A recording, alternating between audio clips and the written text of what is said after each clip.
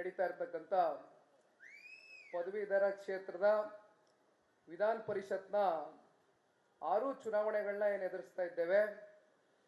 ಆ ಒಂದು ಹಿನ್ನೆಲೆಯಲ್ಲಿ ಇವತ್ತು ಜೆಪಿ ಭವನದ ಪಕ್ಷದ ಕಚೇರಿಯಲ್ಲಿ ಜನತಾದಳ ಪಕ್ಷ ಹಾಗೂ ಭಾರತೀಯ ಜನತಾ ಪಾರ್ಟಿಯ ವೇದಿಕೆ ಮೇಲೆ ಉಪಸ್ಥಿತರಿರತಕ್ಕಂಥ ಈ ರಾಜ್ಯವನ್ನ 2 ಬಾರಿ ಆಡಳಿತವನ್ನ ಮಾಡಿ ಅತ್ಯಂತ ಯಶಸ್ವಿಯಾಗಿ ಮುಖ್ಯಮಂತ್ರಿಗಳಾಗಿ ಅವರ ಕಾರ್ಯವನ್ನ ನಿರ್ವಹಿಸಿರ್ತಕ್ಕಂಥ ಮಾಜಿ ಮುಖ್ಯಮಂತ್ರಿಗಳು ಮಾನ್ಯ ಕುಮಾರಣ್ಣ ಅವರೇ, ಭಾರತೀಯ ಜನತಾ ಪಾರ್ಟಿಯ ಹಿರಿಯಕರು LOP ನಾಯಕರು ಆಗಿ ಕೆಲಸ ಮಾಡ್ತಾ ಇರ್ತಕ್ಕಂಥ ಅಶೋಕ್ ಅಣ್ಣ ಅವರೇ, ಇನ್ನೊಬ್ರು ಭಾರತೀಯ ಜನತಾ ಪಾರ್ಟಿಯ ಮಾಜಿ ಉಪಮುಖ್ಯಮಂತ್ರಿಗಳಾಗಿ ಅತ್ಯಂತ ಯಶಸ್ವಿಯಾಗಿ ಅವರ ಕಾರ್ಯವನ್ನ ನಿರ್ವಹಿಸಿರ್ತಕ್ಕಂಥ ಅಶ್ವಥ್ ಅಣ್ಣ ಅವರೇ, ಮುನಿರತ್ನ ಸಾಹೇಬ್ರೆ, ಯೋಗೀಶ್ ಅಣ್ಣ ಅವರೇ, ಗೋಪಾಲ್ ಅಣ್ಣ ಅವರೇ, ಸರ್ವಣ್ಣ ಅವರೇ, ನಮ್ಮ ನಿಸರ್ಗ ನಾರಾಯಣ ಸ್ವಾಮಿ ಅವರೇ,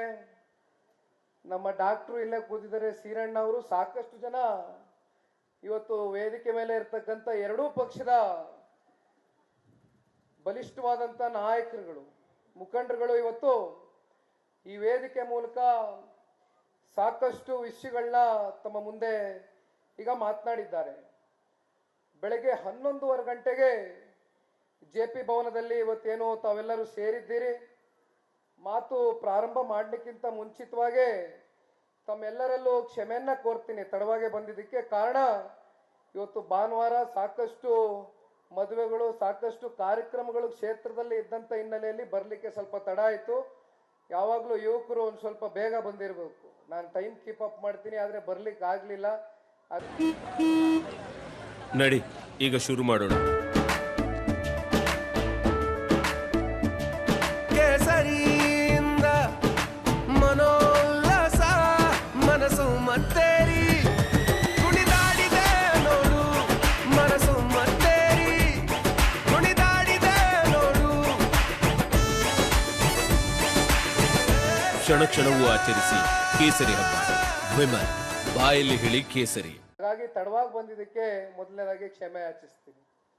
ವೇದಿಕೆ ಮುಂದೆ ಕುಳಿತಿರ್ತಕ್ಕಂಥ 2 ಪಕ್ಷದ ಮುಖಂಡರುಗಳು, ಸಾಕಷ್ಟು ಜನ ಎಲ್ಲ ನಮ್ಮ ತಾಯಂದ್ರು ಕೂಡ ಭಾಗಿಯಾಗಿದ್ದೀರಿ. ಸಾಕಷ್ಟು ಜನ 2 ಪಕ್ಷದ ಮುಖಂಡರುಗಳು, ಕಾರ್ಯಕರ್ತರು ತಾವೆಲ್ಲರೂ ಬಹಳ ಉತ್ಸಾಹಕತೆಯಿಂದ ಈ ಒಂದು ಕಾರ್ಯಕ್ರಮದಲ್ಲಿ ಪಾಲ್ಗೊಂಡಿದ್ದೀರಿ.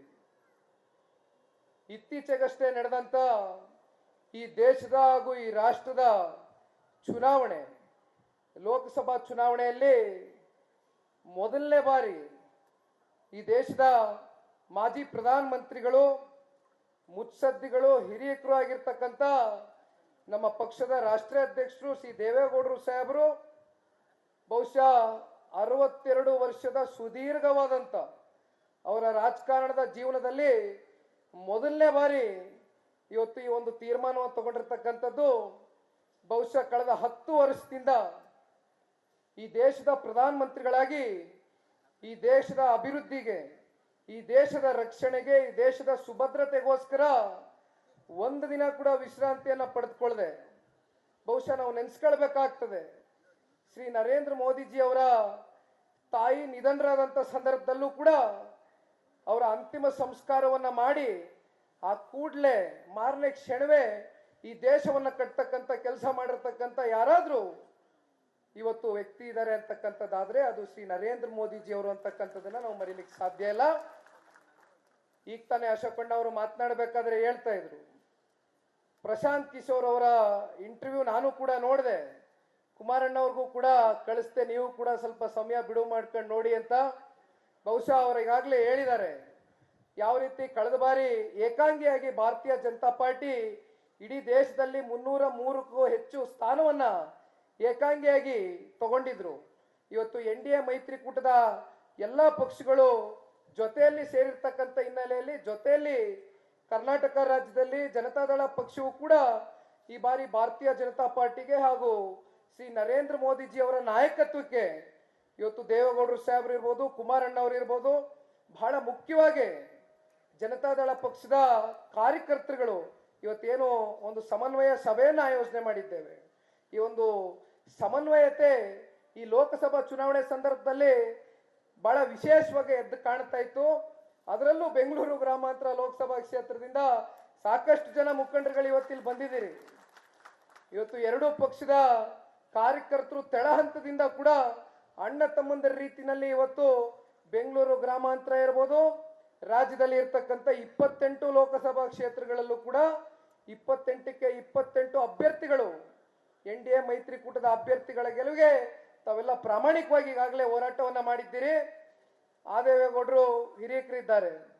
ಬಹುಶಃ ಜನಶಕ್ತಿ ಅಂತಕ್ಕಂಥ ಒಂದು ಪಾರ್ಟಿ ಏನು ಭಾರತೀಯ ಜನತಾ ಪಾರ್ಟಿ ಬರ್ಲಿಕ್ಕಿಂತ ಮುಂಚಿತವಾಗಿ ಪ್ರಾರಂಭ ಆಯಿತು. ಸಂಘ 1976-83 ಅನ್ಕೊಳ್ತೀನಿ.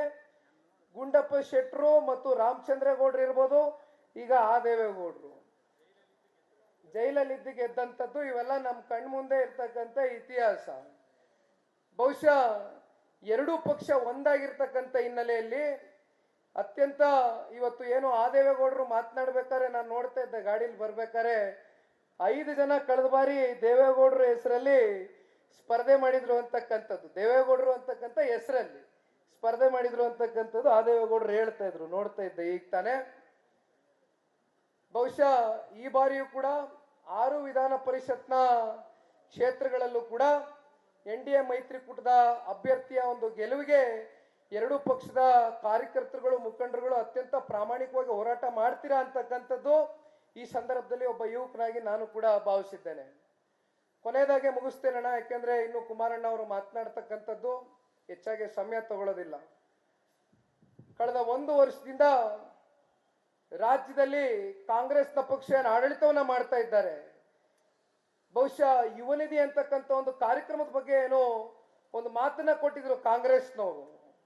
ಯಾರು ಪದವೀಧರರಿದ್ದಾರೆ, ಯಾರು ಅನ್ಎಂಪ್ಲಾಯ್ಡ್ ಪದವೀಧರರಿದ್ದಾರೆ, ನಿರುದ್ಯೋಗಿಗಳಿದ್ದಾರೆ, ಅವ್ರಿಗೆ 3,000 ರೂಪಾಯಿ ಪ್ರತಿ ತಿಂಗಳು ಕೊಡ್ತೀನಿ ಅಂತಕ್ಕಂಥ ಒಂದು ಆಶ್ವಾಸನೆಯನ್ನ, ಒಂದು ಸುಳ್ಳಿನ ಕಂತೆಯನ್ನ ಏನು ಕೊಟ್ಟಿದ್ರು.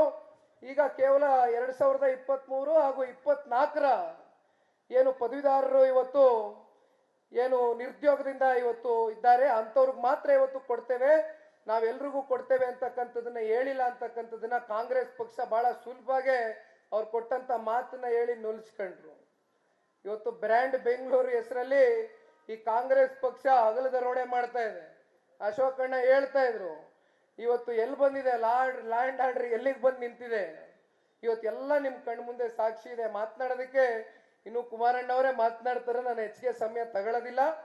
ಬಹುಶಃ ಅಂತಿಮವಾಗಿ ನಾನು ಹೇಳ್ತಕ್ಕಂಥದ್ದು, ನರೇಂದ್ರ ಮೋದಿಜಿ ಅವರ ಒಂದು ಕಾರ್ಯಕ್ರಮ ಇವತ್ತೇನು ಇವತ್ತು ಈ ದೇಶವನ್ನ ಕಟ್ತಕ್ಕಂಥದ್ದಕ್ಕೆ ಜೊತೆಯಲ್ಲಿ ಇವತ್ತು ಸಾಕಷ್ಟು ಜನ ಸ್ವಂತವಾಗಿ ಇವತ್ತು ಅವರೇ ಒಂದು ಬಿಸ್ನೆಸ್ಗಳನ್ನ ಸೃಷ್ಟಿ ಮಾಡಿ ಅವ್ರ ಮೂಲಕನೇ ಕೆಲವೊಂದಷ್ಟು ಎಂಪ್ಲಾಯ್ಮೆಂಟ್ಗಳನ್ನ ಸೃಷ್ಟಿ ಮಾಡಬೇಕು ಅಂತ ಹಿನ್ನೆಲೆಯಲ್ಲಿ ಸಾಕಷ್ಟು ಕಾರ್ಯಕ್ರಮಗಳು ಇವತ್ತು ಕೊಟ್ಟಿದ್ದಾರೆ ಇವತ್ತು ಶ್ರೀ ನರೇಂದ್ರ ಮೋದಿಜಿ ಅವರು. ಇದನ್ನೆಲ್ಲ ನಾವು ನೆನೆಸ್ಕೊಳ್ಬೇಕಾಗ್ತದೆ. ಜೊತೆಯಲ್ಲಿ ಇವತ್ತು ಪದವೀಧರರು ಇವತ್ತು ಯಾರು ಮತವನ್ನ ಚಲಾವಣೆ ಮಾಡ್ತಾರೆ, ಎಲ್ಲ ವಿದ್ಯಾವಂತರಿದ್ದಾರೆ, ಬುದ್ಧಿವಂತರಿದ್ದಾರೆ, ಪ್ರಜ್ಞಾವಂತರಿದ್ದಾರೆ. ಹಾಗಂದ್ಬಿಟ್ಟು ನಾವು ಮನೇಲಿ ಕೂತ್ಕೊಳ್ತಕ್ಕಂಥದ್ದಲ್ಲ ಅಣ್ಣ. ಯಾವ ರೀತಿ ನೀವು ಲೋಕಸಭಾ ಚುನಾವಣೆಯಲ್ಲಿ ಪ್ರಾಮಾಣಿಕವಾಗಿ ನಿಂತು ಬೀದಿಯಲ್ಲಿ ನಿಂತು ಹೋರಾಟ ಮಾಡಿದಿರಿ, ಬೂತ್ಗಳಲ್ಲಿ ನಿಂತು ಹೋರಾಟ ಮಾಡಿದಿರಿ, ಆ ಹೋರಾಟವನ್ನ ಮುಂದುವರಿಸಬೇಕು.